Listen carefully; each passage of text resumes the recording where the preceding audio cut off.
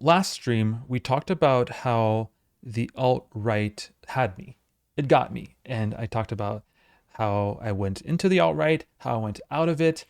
And now I want to talk about how from the alt-right, I went to anarchism. And it wasn't over one day, it wasn't over a conversation.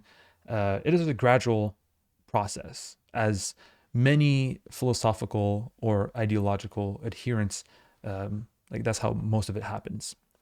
It's over a period of time. And I got some books here that got me there. First, I want to talk about why it's important to talk about how you became an anarchist or how you adhered to a political position that you want to promote. And that's something I would like to do in the future with maybe content creators to help them out and like signal boost them with my small stream, but still help them out and ask them what made you an anarchist. Because for some people, it's going to be a person. For some people, it's going to be a discussion. For some people, it's going to be media. It can be an experience. It can be books. It can be many things. And probably in chat, a lot of people can say it was this, it was that, it was this. It's a lot of things, and it can be not just one thing. It can be a culmination of things. For me, it was mainly through books because it was at a period in my life. I was in college. I was in a new city that I knew nobody, and I read a lot. So I want to detail the books that I read that got me into anarchism. But there's also concepts, philosophical concepts that got me into anarchism. But I want to start with the music. The music. It's because I read JP saying for me it was music. Well, I'm happy to see that that music can be a good one for as well.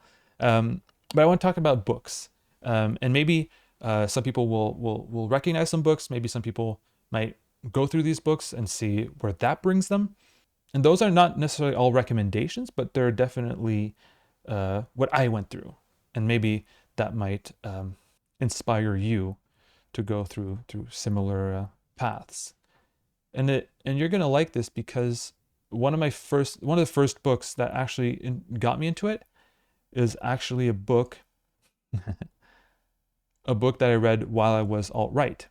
And that book that I read when I was alt-right, and you'll recognize right away why it was that book that I read, is Gustave Le Bon. You might know Gustave Le Bon.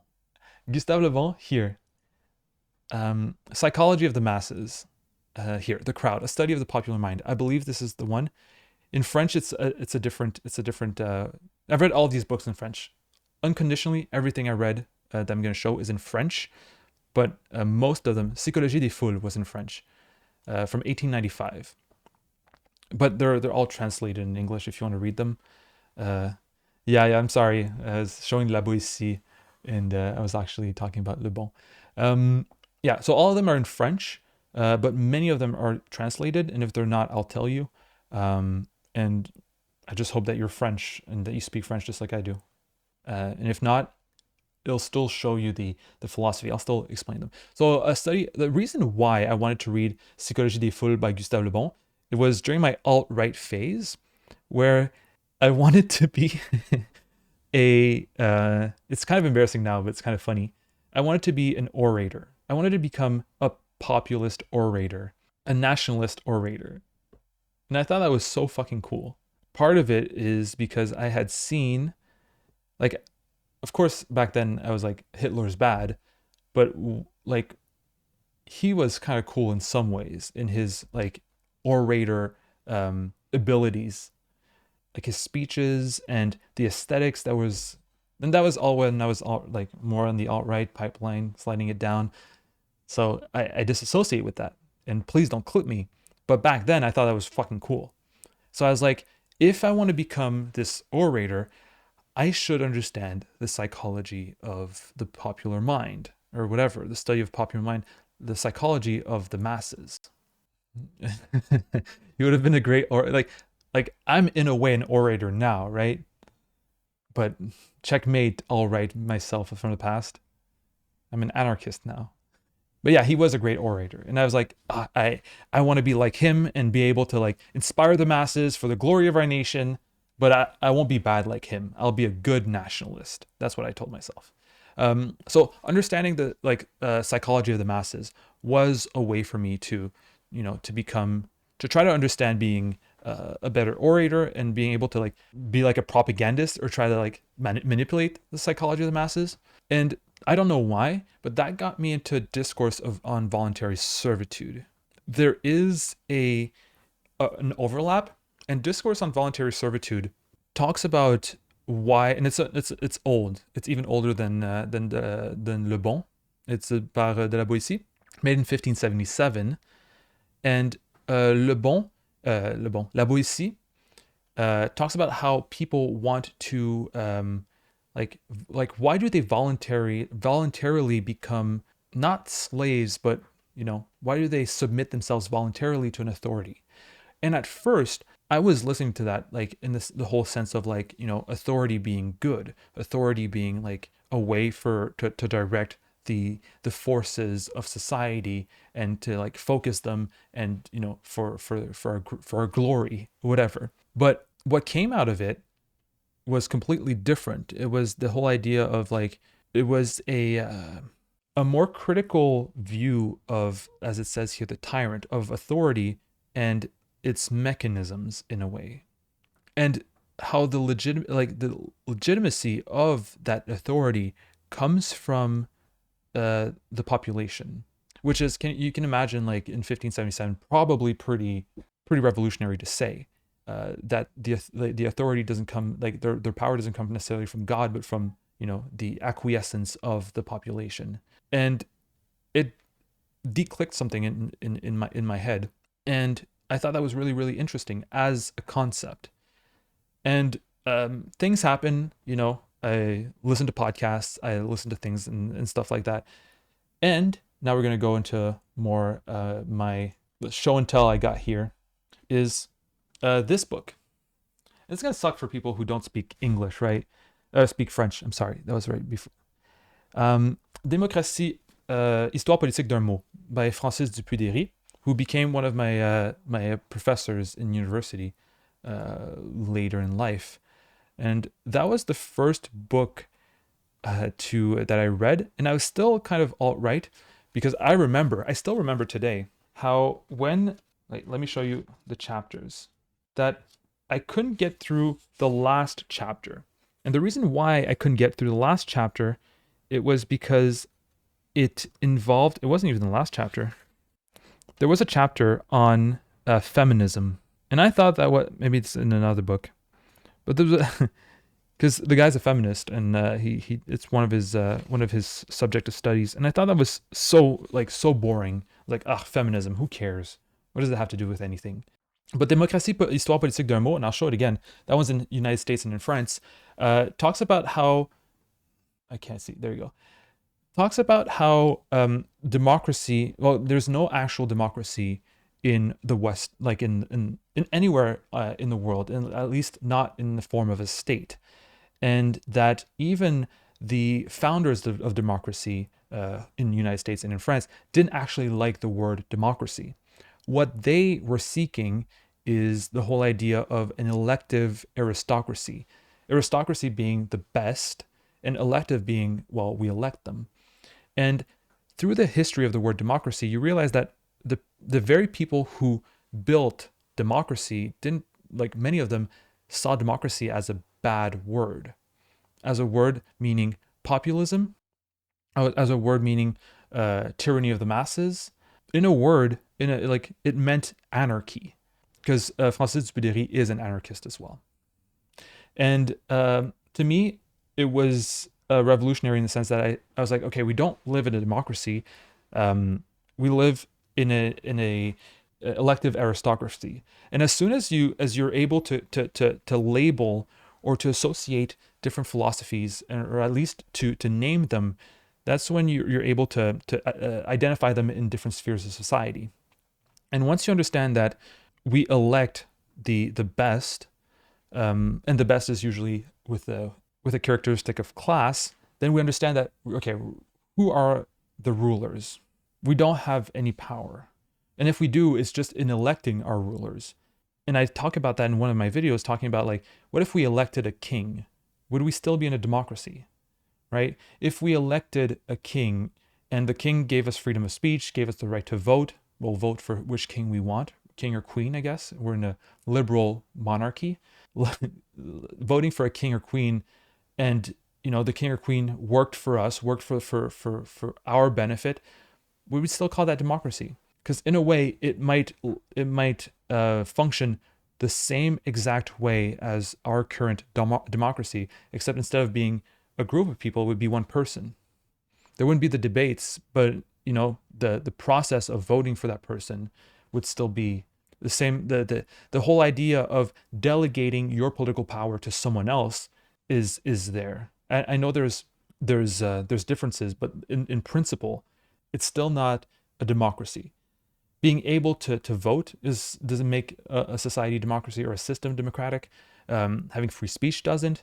All these things can happen in a aristocracy, and that made it that opened my eyes at least to the functioning of the state. But again, as I said, I was still more right wing, but that book was super interesting, and I was really into it. So I bought this other book by his again, but that one a bit more radical. Anyway, it's in French, so it's Les Black Blocs, La liberté et l'égalité se manifestent, and it's about black blocs, or the tactic, which is being a black bloc and all that. And I remember back then I had been to a protest on climate change, and I had seen a black bloc in that protest, and I was scared of them. I was like, oh my god, these guys, I can't imagine, like, who are they? Why are they doing this? Like are they going to like attack us? And they were surrounded by cops, and I was like, okay, they're problematic. And by reading this book, it gave me such a different perspective on what black blocs are, and why our perception of black blocs are the way they are. It opened my mind, because I had this made up, or this preconception of what black blocs are, because of that initial fear of them. And maybe I was in the right to be fearful because I was alt-right, but at the same time I was in a protest for like climate change. I was confused, and this breaking down of my initial thought of what a black bloc was, or what anarchism was, really made me more open to that conversation, or to that distinction. And because black blocs are really linked to anarchism, it made me realize that I did not know what anarchism was at all. And from there, that's when I actually looked into it myself, and that's where I came into this book. I lent it to someone, and I never got it back. So you're gonna get this. L'Ordre moins le pouvoir by Normand Baillargeon. I think there's a English translation for this one, and it's just a very, very simple introduction to anarchism. We have here the table of contents. So which like the different anarchists and different anarchisms, you have 60 pages of that, where they are, and like the facts and places. So you have different events in anarchism and their positions on different things. It's a really small book. It's super quick to read, and it's definitely it gave a good overview, and that made me think, all right, maybe I can call myself an anarchist. He's the same person who wrote maybe that one you might know because it's very popular. It's called Petit cours d'autodéfense intellectuelle. Like it was translated in a lot of languages. Yeah, a short course in intellectual defense. It's published at Penguin. I don't know if it's still sold. Oh, there you go. Valentina has it in English, and that got me into reading many books on anarchism, small ones like the Anarchist Morality by Kropotkin. But the last one I want to bring up is this book. It's in English, but I couldn't find any versions in English online because it's such a small book. It's like a pamphlet, and this is 2 books in one. But it's called L'Anarchie by Enrico Malatesta.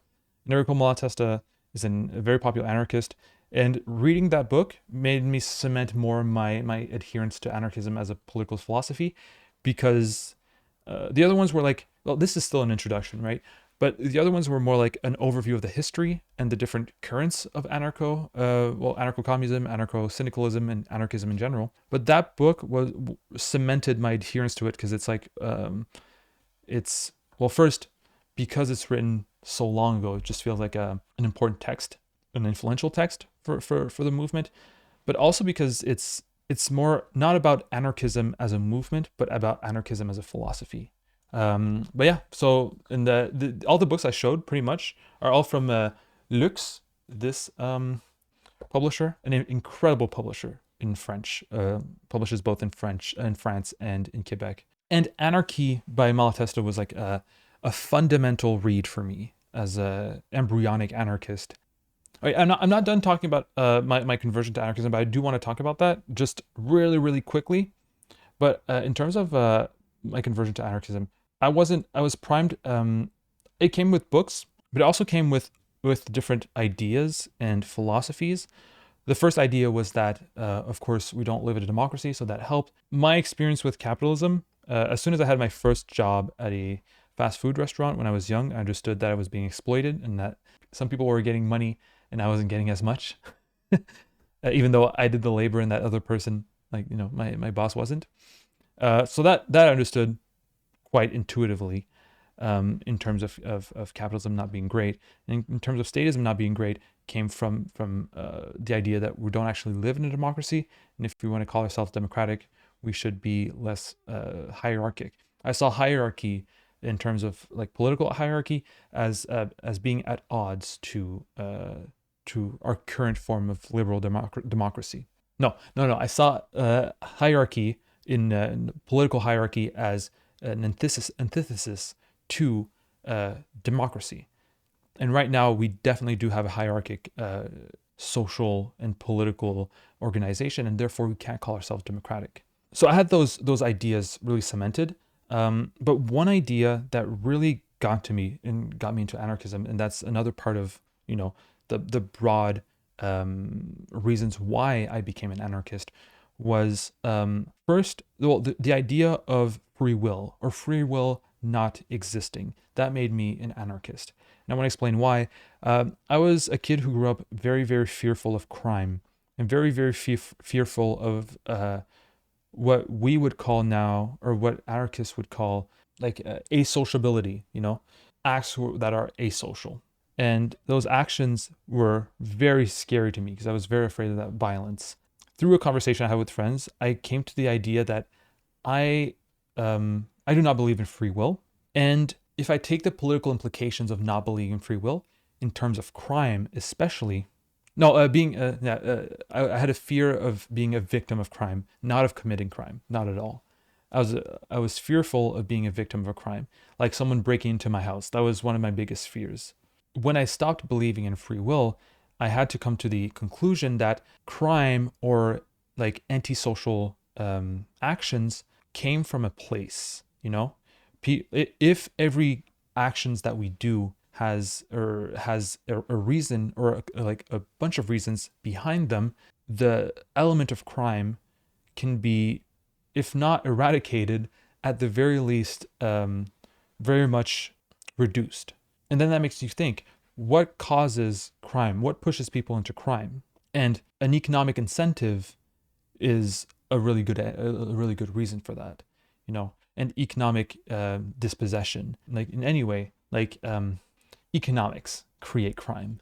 And once I understood that through the implications of free will not existing, that's when I was like, well, how do we, not have economics be a factor of crime? Because crime can be crime is a really good metric to see, can be a good metric to discern if the society you live within is sick or not.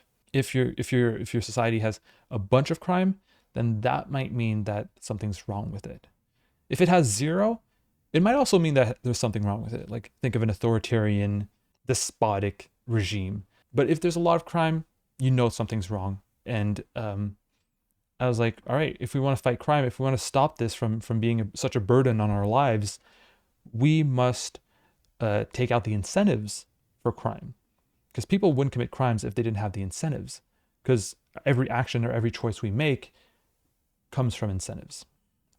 Yeah, still people are like still very afraid of it. But the thing is, like, a lot of asocial, or not behaviors, but actions come from economic dispossession. Yeah. And we have, if we understand that, then it's easy to at least become a leftist, maybe not an anarchist. And the anarchist side came more from the whole idea. Well, it's easy to go for anarchism once you look into, if you're very critical of the state, as I was through the book that I talked about. And also, when you look at the way anarchists predicted how, for example, the USSR would turn out, Mikhail Bakunin calling it a red state. And, plenty, especially Bakunin was really good at picturing and at predicting some ways how a statist revolution, or a revolution led by the state, would become kind of bloody. And I think because they were so accurate in predicting that, it led me towards that model, or that way of criticizing, or like of social critique. Because a model that can correctly predict some stuff, like, it can be a hit or miss, right? Like, maybe they were just lucky. But I felt like the reasoning behind their critique of the USSR before the USSR even happened was compelling at the time, and is even more so compelling today.